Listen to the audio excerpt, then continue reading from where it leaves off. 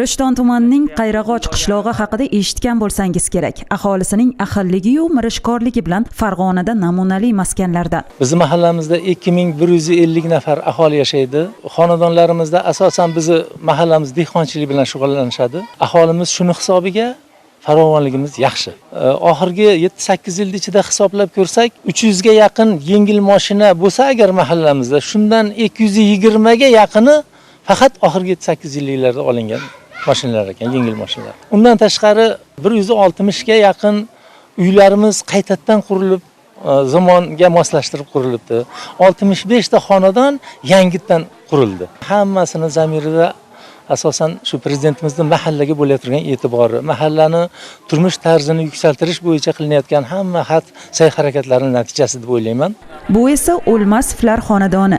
Kuz pishiqchilik davri xonadonga yanada fayz ulashdi. Ishkomidagi uzumlar sohibkor tomorqachining mahoratini ko'z qilmoqda. 20 sotik xo'jaligimiz bor. Mana shu yerda uzum qilib, oldin shu bodring pomidor ekardik. Keyin shu uzumchilikka qiziqib, shu uzum qilishga o'tdik. 4 xil uzum navimiz bor. Shoxonak, Damiski, Husayni, Rizama degan navlarimiz bor. Daromadimiz endi yiliga 100 million, 120 millionlik uzum sotamiz. 5 tonna, 6 tonna uzum beradi. Ko'pi bilan 7 tonna ham qiladi bir payt.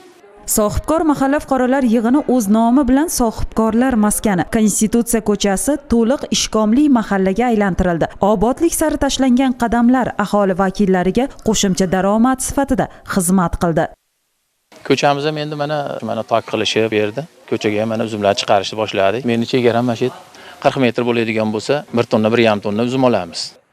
Ushbu mahalla aholisi vakillarida soliqlarni o'z vaqtida to'lash bo'yicha ham madaniyat shakllangan. Yer solig'i bilan shu mulk solig'ini to'laymiz. Qarzdorligimiz yo'q bizda. Yiliga shu fevralda berib qo'yamiz o'shanda, shu bilan ko'ngil xotirjam yuriladi-da. Prezidentimizning tegishli farmoniga muvofiq 2024-yil 1-yanvardan boshlab barcha tuman va shaharlarda mahalla byudjeti tizimi amaliyotga joriy etilgan edi. Unga ko'ra jismoniy shaxslardan olinadigan mol-mulk solig'i va yer solig'i bo'yicha undirilgan mablag'larning 10% har bir mahallaning ijtimoiy-iqtisodiy muammolarini hal etish jamg'armasiga yo'naltirilishi belgilab qo'yilgan. Sohibkor mahallasidagi ushbu mablag'lar bugun mahalla obodligi, aholi qulayligi uchun sarflanmoqda.